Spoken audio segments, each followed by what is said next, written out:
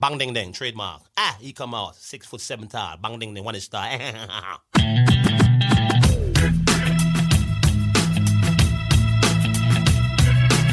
dong ding dong ding dong ding dong ding dong ding dong ding. It is a perfect day. Woke up to the sound of the garbage truck again. Upstairs neighbor's toilet's leaking on my head. And cars broke down, I missed the bus, there runs a 10. I had a feeling this was a day to stay in bed. I finally left my pad right on the jumbo's cloud road. A police officer pulled out his gun and said, I said, sir, you got the wrong guy. I guess it's just a perfect day. It's just a perfect day. Oh, oh, oh, oh. Na, na, na, na, na.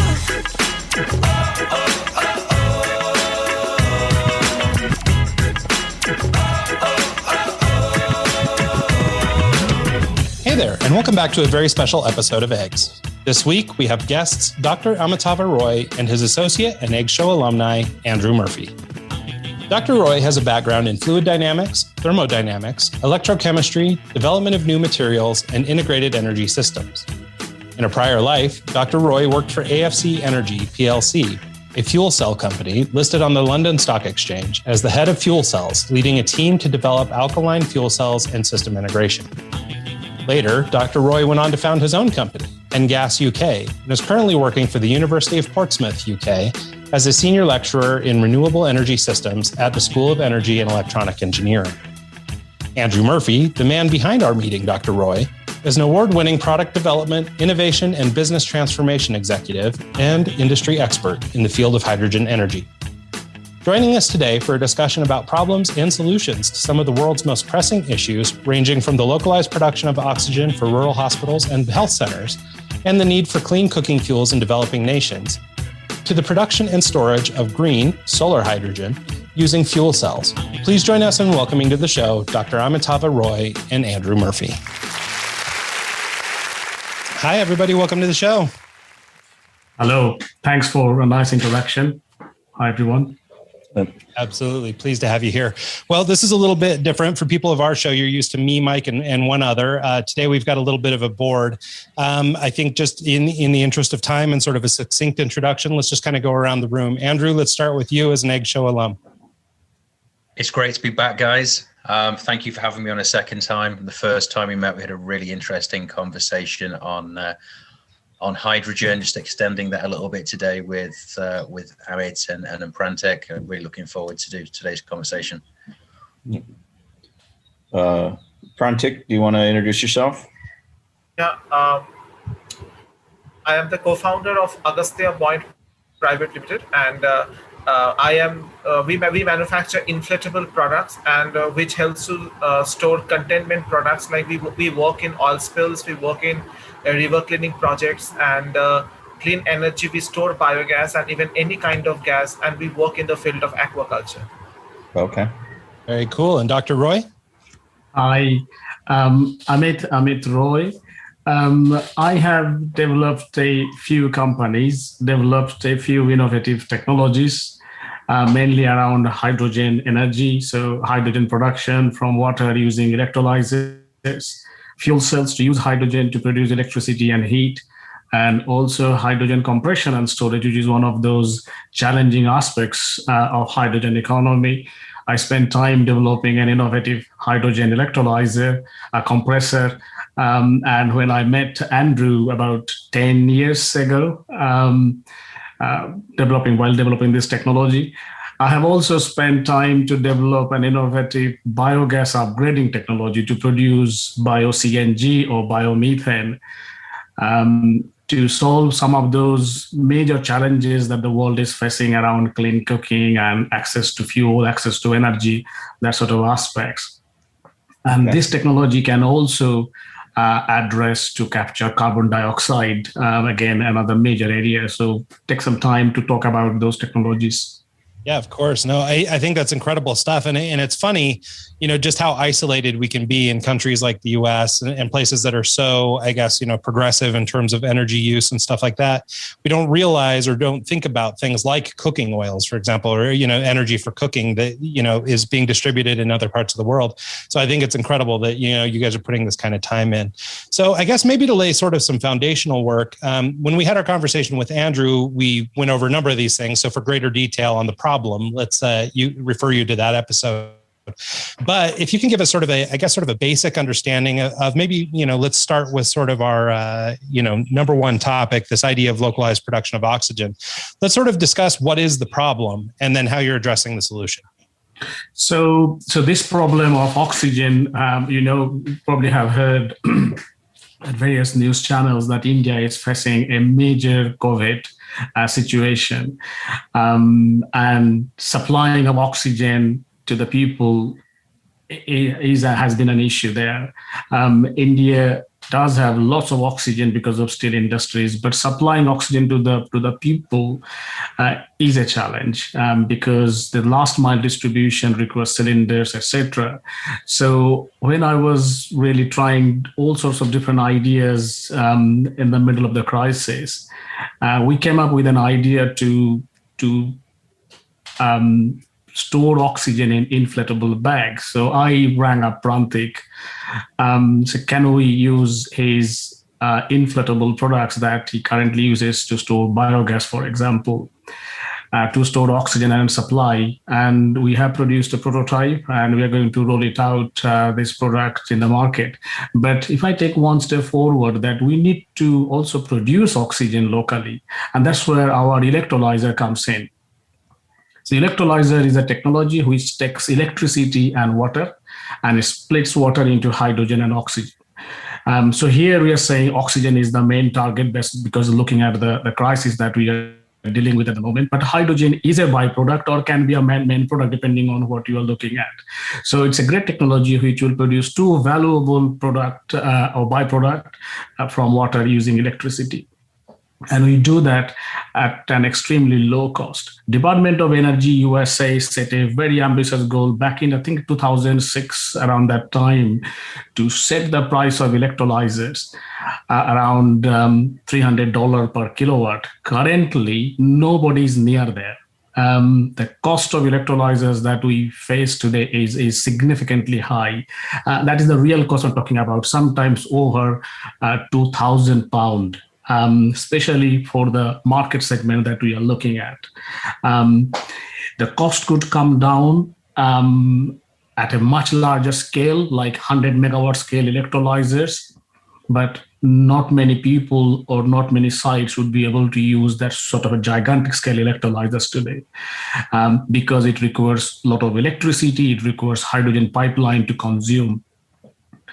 Whereas on the other hand, if you look at the distributed market segments, there are plenty of places where surplus electricity or cheap electricity can be available from renewable sources. But there is no low-cost electrolyzers available on the market which can convert their surplus electricity into valuable product like hydrogen and oxygen to address some of those pressing challenges that the world is facing.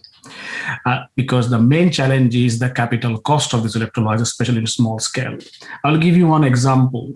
If the electricity is free today, and if you have to buy an electrolyzer from the market, the cost of hydrogen will be almost over £2 a kilogram. And that is purely based on the capital cost of the electrolyzers.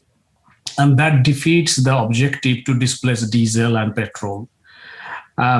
So the current price of diesel and petrol, which has a lot of tax imposed on it, even if we compare on taxed diesel and with using free electricity, hydrogen, we are significantly off the mark to compete against diesel and petrol. So the capital cost needs to come down significantly. Otherwise, we are not going to meet, or at least it will be very difficult to meet, the net zero ambitions that many countries, whether it's UK, Europe, USA, and many other countries in the world are setting towards. So the capex capital cost reduction is one of the key, and that is what I think we have a solution. We have a grant, we have a patent granted, we have a technology to produce hydrogen and oxygen at a low cost. Now, talking about oxygen, for every 1 kilogram hydrogen you produce, you also produce about 7.8 kilogram of oxygen as a free byproduct. And you might say that oxygen is the main product because the market for oxygen is actually much bigger at present than the market for hydrogen. So think a scenario, a rural hospital in a developing country. There's no infrastructure to supply oxygen to those health center hospital. And if we have a solar panel on the roof and a small affordable electrolyzer to produce hydrogen and oxygen using rainwater, we have a total solution that can actually address the key challenges that we face. So we have medical oxygen for the hospital, and hydrogen as a byproduct can be used either to produce electricity using fuel cells or even just to produce hot water. Hospitals need hot water, or even space heating if you are in a colder country. So a solution like solar hydrogen to produce these hydrogen oxygen locally would enable lots of application and business opportunities. That's really amazing that technology even exists. And the fact that the hydrogen is a byproduct of the oxygen, what you're really going for is just an amazing benefit that it almost seems like a no-brainer to go down that road and make that happen. Can you talk a little bit about your electrolyzer, the affordability of it, the ease of use, how someone could actually get into this market with you and be a part of it? Sure. Nice question, Michael. So our approach to these electrolyzer technology is quite different than the technologies. I have a background in doing PhD in this back in 2002 when I came to the UK from India. We built a first-of-a-kind large-scale demonstration project using conventional electrolyzers. So I have the experience over the years to use conventional products that are on the market and then come up with my own ideas.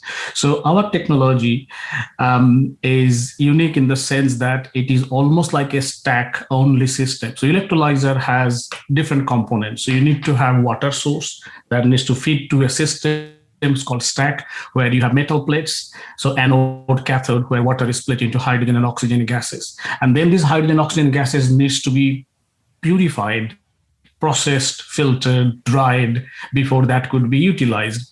Now, the cost of gas processing, drying, cleaning is quite difficult, and it has a lot of components we call balance of plant, and it's very expensive. So we have eliminated all of that. All we have is a stack-only system.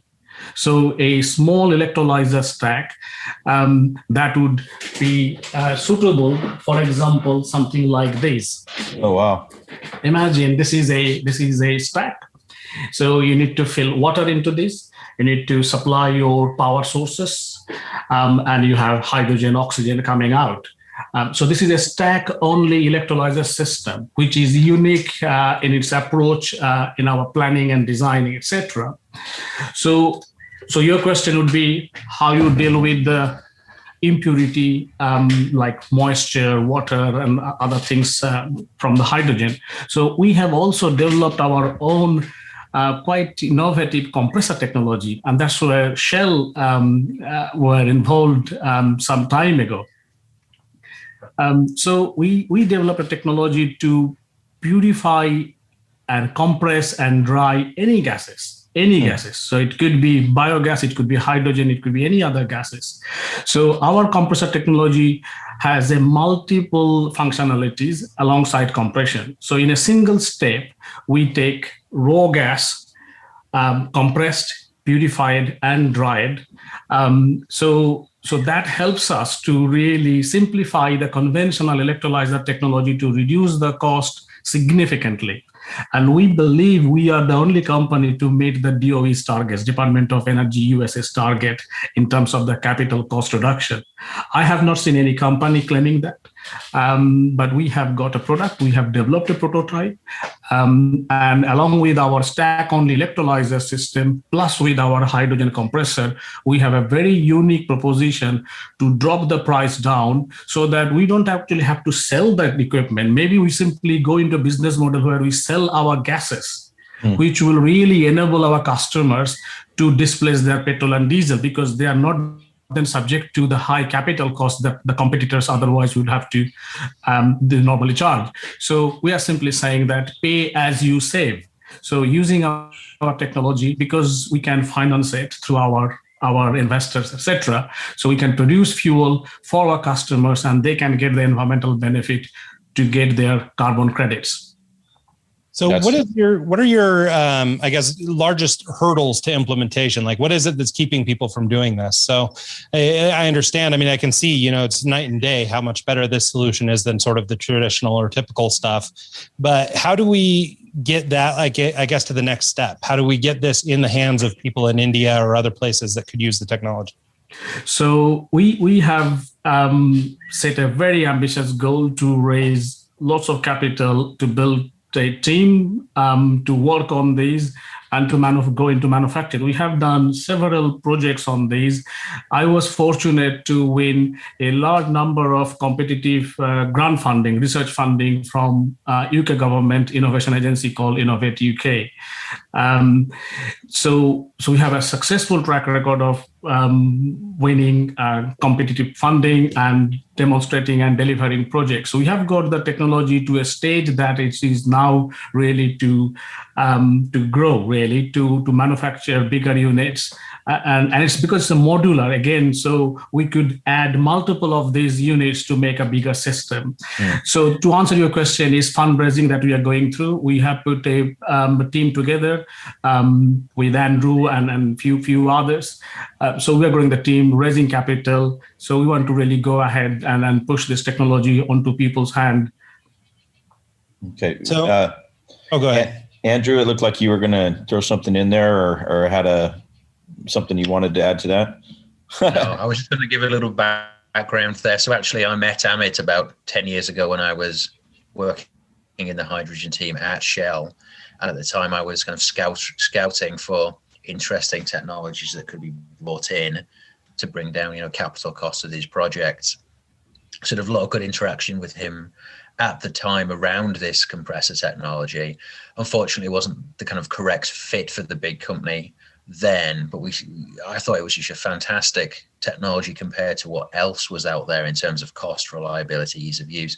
Really, that's why I stayed in contact for the last 10 years, and now we're collaborating these days. So there's been a couple of hype cycles, as they call it, in hydrogen in the last 10 years.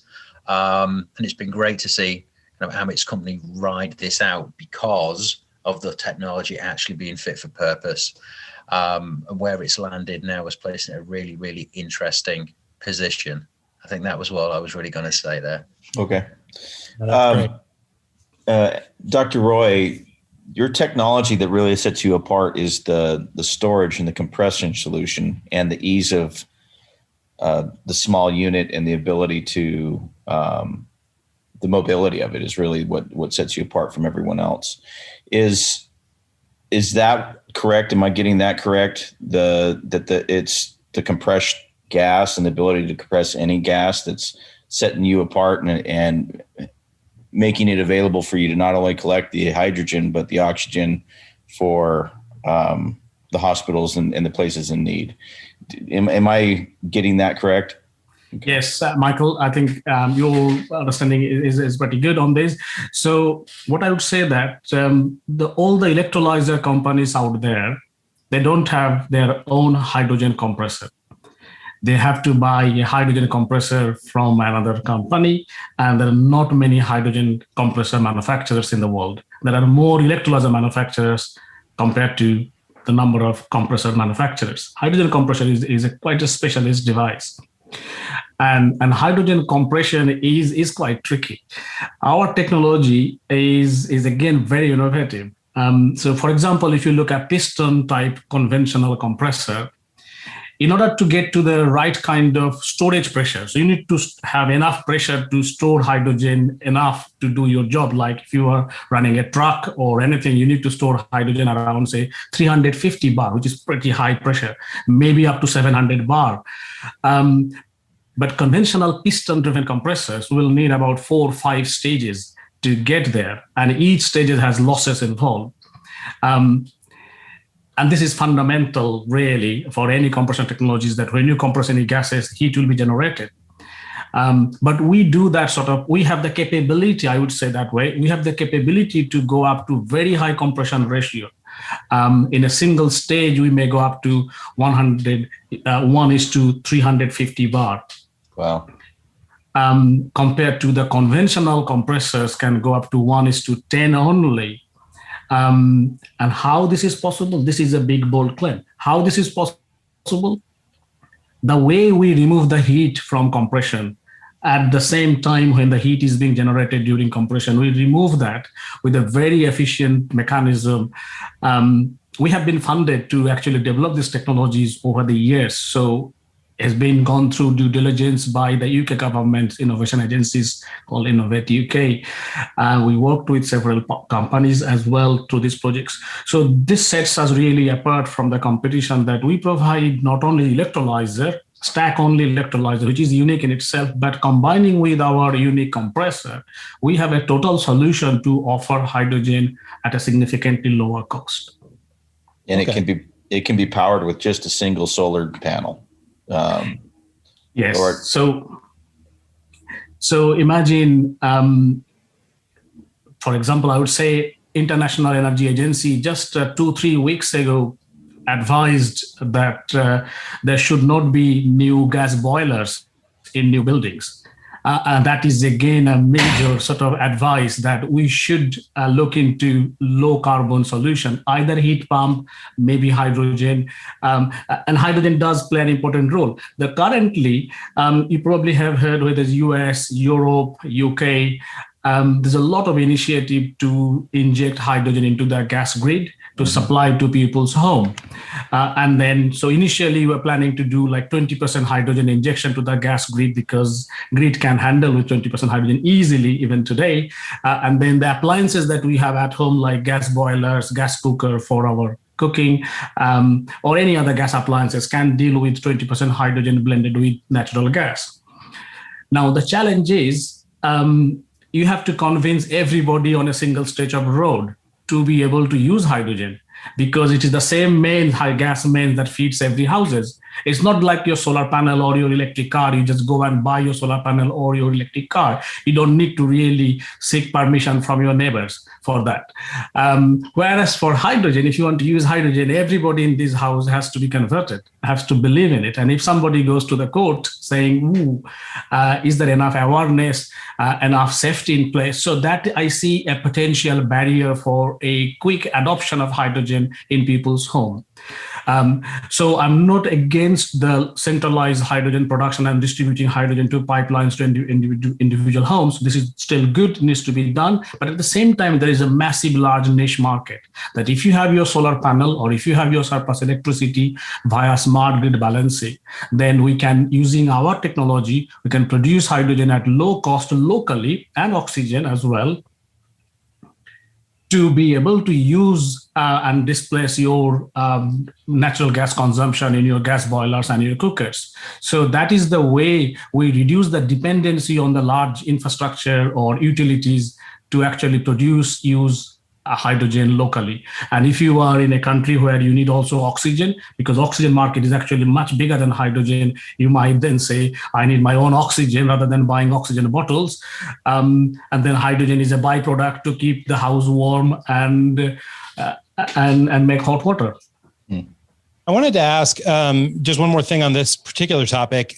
So you mentioned earlier sort of the ratio of oxygen to hydrogen that is sort of stripped away when you run it through this process. Is there sort of an equivalency there, I guess, in that you could be generating enough energy to then run the equipment like all in one big unit? So you could create your own hydrogen, create your own oxygen, then power the machine with the hydrogen you're creating, that kind of thing? Like, is there such a thing as making it a a cyclical process? Because I wonder, especially if you're trying to be, sort of achieve a zero carbon footprint, I imagine transporting the gas and moving things by diesel and that sort of thing, if you're not using it there on site, could actually sort of add to the, environmental cost. And so I wonder if there's such a thing as being totally self-contained that way. So, yeah, go on.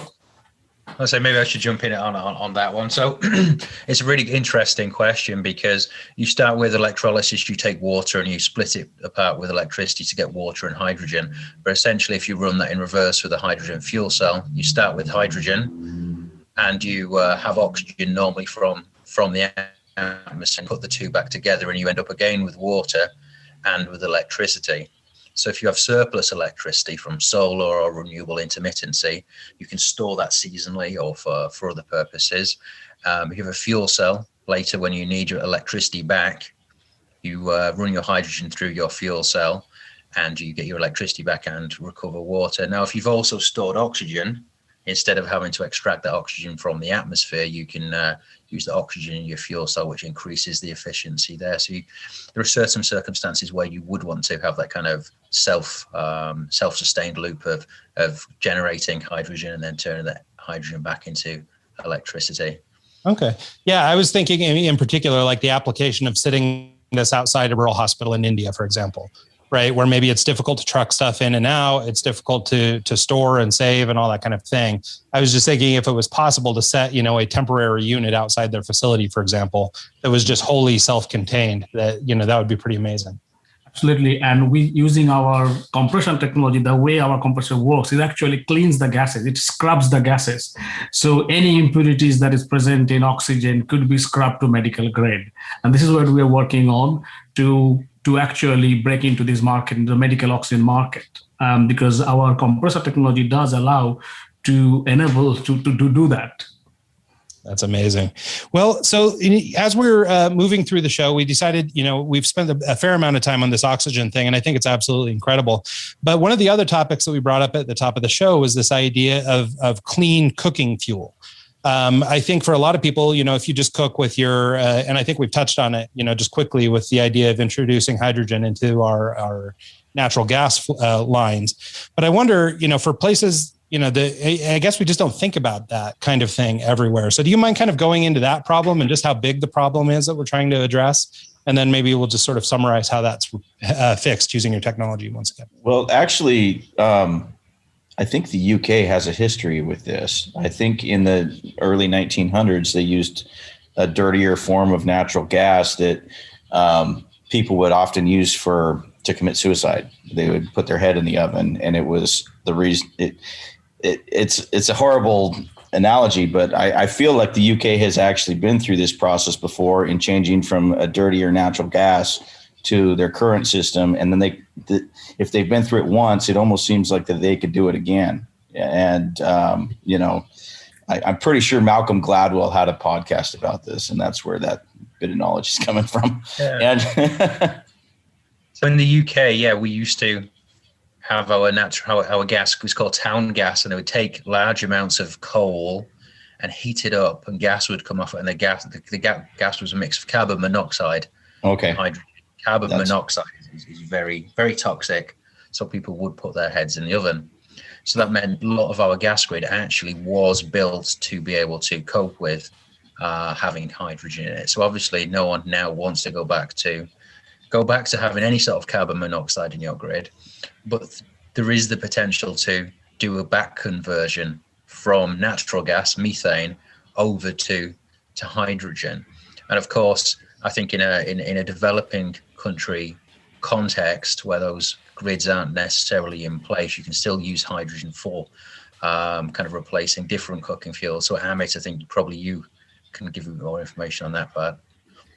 Yeah, so 2 billion people out there in the world do not have access to clean cooking fuel. I did a project recently in collaboration with the University of Surrey here in the UK, and that was under the Global Challenge Research Fund of the Innovate UK of the UK government. We did this project for 2 African countries, Ghana and Uganda, we looked at these challenges quite closely. That who is affected by these? The women and the children who spend long time exposed to these heavy indoor air pollution in smoky kitchens. So firstly, they spend a lot of time in collecting sometimes firewood and then using very inefficient oven or open pit to cook and spend a long time. If we can address that problem really with an efficient modern cooking solution, we're going to improve the productivity of masses. A large number of population are just not really taking part in a productive manner because they spend a lot of time in the kitchen. That affects the health, the eyesight, and a lot of death associated with the indoor air pollution. It has been recognized by UN as well and large organizations, so that we need to address clean cooking challenges. And 2 billion people is not a joke. So how to do that?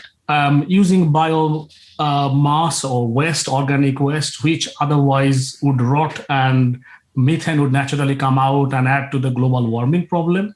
But if we can deal with these organic waste to convert into biogas, so like bacteria will convert into biogas under an anaerobic digestion process. But what we have done, we have developed a simple technology using our compressor, in fact, using our compressor technology to purify raw biogas into biomethane and biocarbon dioxide. So biomethane and bio-CO2, two valuable streams. And then we bottle biomethane in cylinders to enable people to cook, and that would be almost like your LPG cylinder. LPG is liquid petroleum gas, which is like propane or butane, some people call that way. So biomethane stored under high pressure can provide the same benefit, but in a completely sustainable manner. So not only we're solving the clean cooking challenges, we're also solving the sanitation and the waste disposal problems as well, but at the same time capturing the carbon dioxide.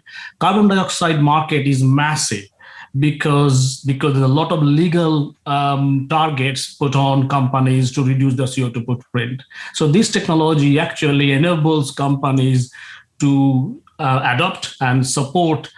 It's a perfect circular economy type solution, because carbon dioxide, the biocarbon dioxide, is not a fossil carbon dioxide and captured from raw biogas, because raw biogas has about, say, 55%, 60% methane and about 35-40% carbon dioxide. So we capture that carbon dioxide. We can feed that carbon dioxide into greenhouses to produce more crops, more vegetables. In the UK, there are farms, they buy carbon dioxide to grow their tomatoes and other vegetables faster. So it's a really valuable. I bought carbon dioxide the other day from a supplier, and it costed me about 35 pounds a kilogram, significantly more expensive. So this, using this technology, we can convert raw waste biogas into two valuable byproducts. One is biomethane that can be used for clean cooking, but also you can run your gas vehicle as well, or your tractors. I sold a few plants based on this technology here in the UK and in India, to be able to produce fuel for vehicle, but at the same time you can use this for your clean cooking as well as electricity generation using natural gas gensets. Okay, so there's a lot to unpack there. The first, capturing the biomethane in the first place. I'm sure setting that up to begin with in a landfill, or I've seen here in the States a few landfills that are designed to capture the gas and reuse it. It looks like quite the investment and quite the solution. If you're going into a third world country like, Ghana or places like that, and you're trying to implement something to capture that gas in the first place, is that one of the major hurdles that you have to overcome in developing this? Or does your compressor the actual capture process seems like the hardest part of that? Is that correct, or am I off on that? Yes, so there are large companies. I would not drop the names. Large companies, massive companies who are in this sector to produce biomethane in large-scale centralized plants. The cost of these plants over £1 million, maybe few £1 million. So they are suitable for the UK European markets, US markets, where you have large-scale centralized digesters, biogas digester, where food waste or farm waste could come in a centralized place where you produce lots of biogas, and then you purify using this conventional standard industrial size equipment to separate methane and carbon dioxide. But in developing countries, where do you get a large amount of feedstock? Because feedstock is a challenge, because somebody will simply cut the supply chain of feedstock and then risk your investment completely. So there's a need for farm scale solutions. So whosoever is generating their waste is not a lot of waste, but a small amount of waste to be able to utilize it to produce their own fuel and fertilizer. There is no technology in the market. We have been really operating in this space. Our technology has actually a product that we sold, and a lot of interest in this product to be able to go into a minute scale. It's modular, again, we can make bigger, to be able to convert a small amount of stranded biogas or the biogas or landfill gas, which is being flared otherwise, can be converted into these bottled biomethane for multiple usage, either for clean cooking or power generation or for refueling of vehicles. With my background in fuel cells, spent a long time developing fuel cells at AFC before. So bio-CNG can also be used in solid oxide fuel cells to produce electricity even at a high efficiency, and that is a silent power. Like engine will make some noise when you run it, but in a domestic setting, if you have a solid oxide fuel cell, they are perfectly suitable to use this bio-CNG. Okay. So, I mean, I guess another one of the problems might be the canisters. I mean, is this the type of technology that you would use the inflatable canisters for as well? Probably not. We'll go with the standard that is approved by the regulatory bodies. We'll go with the high pressure cylinders to store enough gas so that to minimize the distribution and handling of the gases. If you are on the same site, like if you have a biogas plant in your farm, my uncle has a small digester back in India that I remember 40 odd years ago. It does produce all the fuel for all the cooking in the kitchen for the past 40 years. It works perfectly. You don't need to really pressurize it. So it feeds to your kitchen, so 100 meters from the main house where you have the farm, and it feeds through a small plastic pipeline into your kitchen with some minimal purification. You have your cooking fuel there. But if we can add a biogas purifier unit that we have developed, we then can actually compress and store. So any surplus gas, which otherwise cannot be stored, can be saved for later. So when you have guests in the family, then you don't have to run out. You still have something stored. Okay. And you also say too that, I mean, this is clean. How clean is clean relative to, I mean, when we're talking in interior pollution, and that sort of stuff going on in the house, how much cleaner is the bio CNG versus, the traditional stuff? In the UK, we have a very strict regulation to meet the requirement of the gas grid specifications. We have national grid specification there. And we sold our gases here to refuel Mercedes Sprinter vehicle here.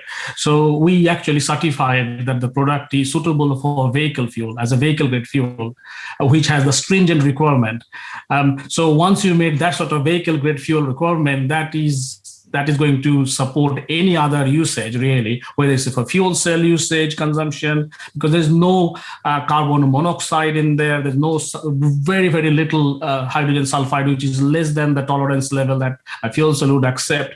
So it is actually very pure, same gas quality that you get in the UK's gas mains.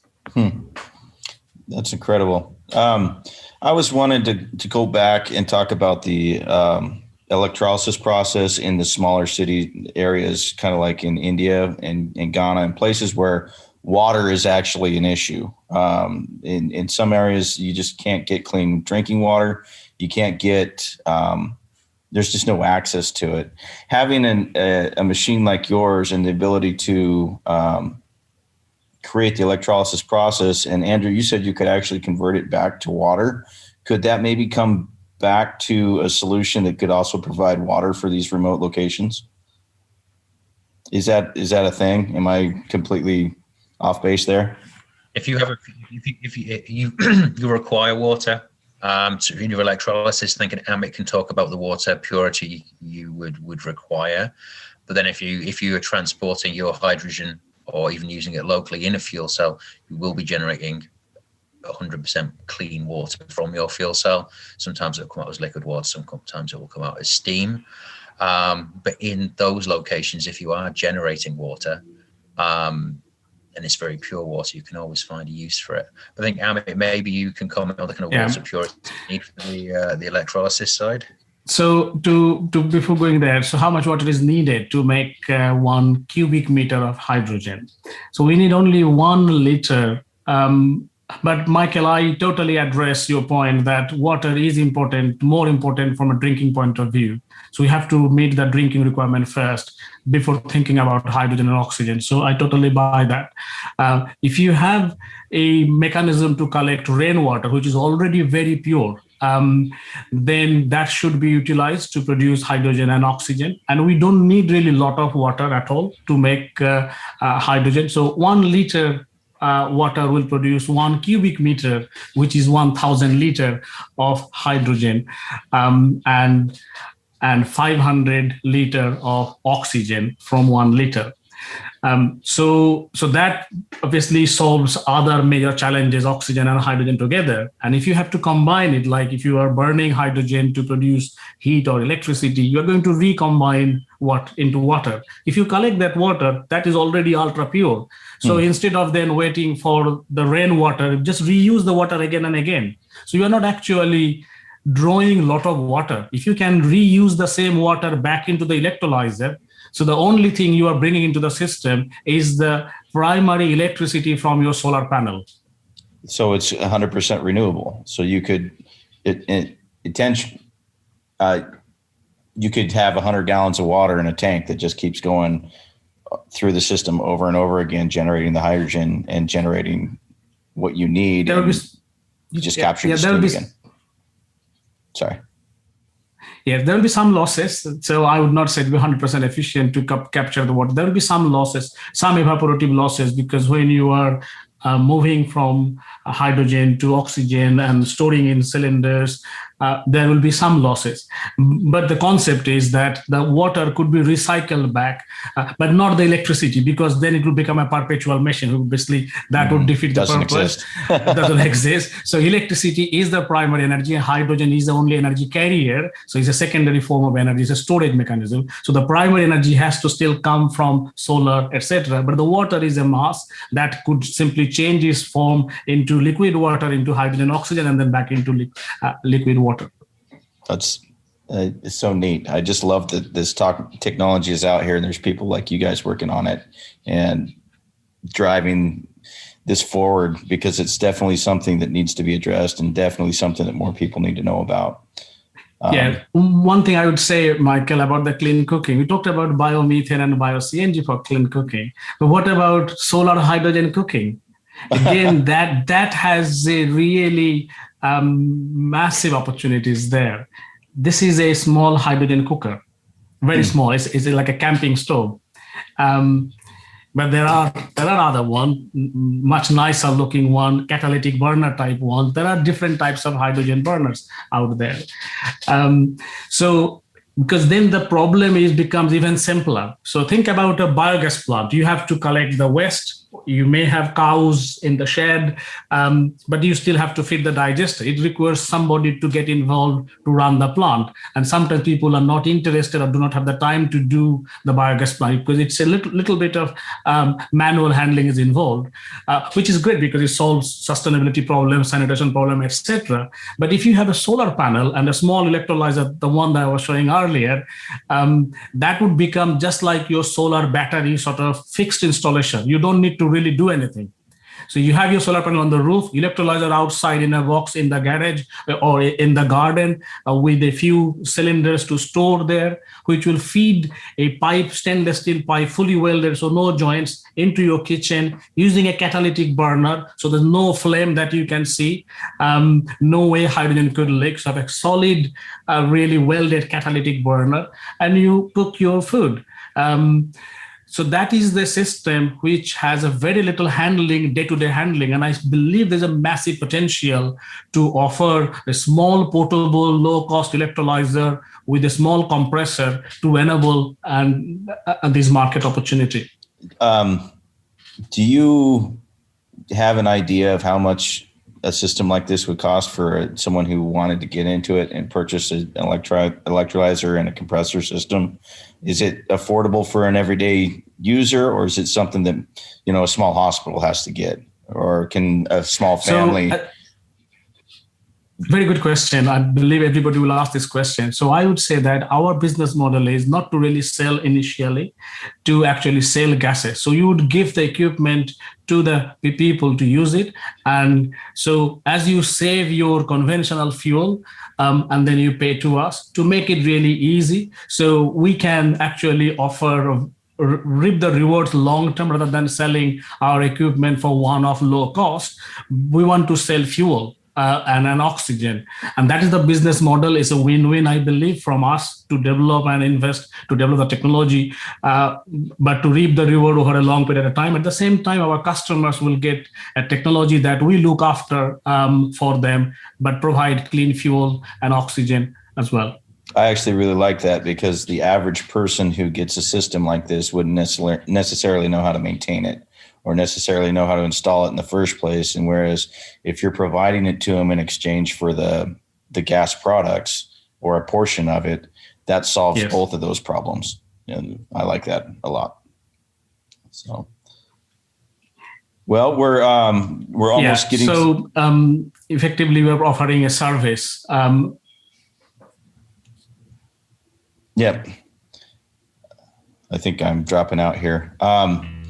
Anyways, Dr. Roy, thank you so much for your time. We really appreciate you coming on the show, and Andrew and Prantik. Really appreciate you guys coming back and talking about this. Can you tell people where they can go to find out more about your product, how they can maybe reach out if they're interested in learning more about what you do? Is there a website they can go to? So yes, so we are building a new website, but I will mention the website here. It's www.en, so energy November hyphen, like that's in the middle, gas, GAS, like oxygen gas.com. So www.en-gas.com. Okay.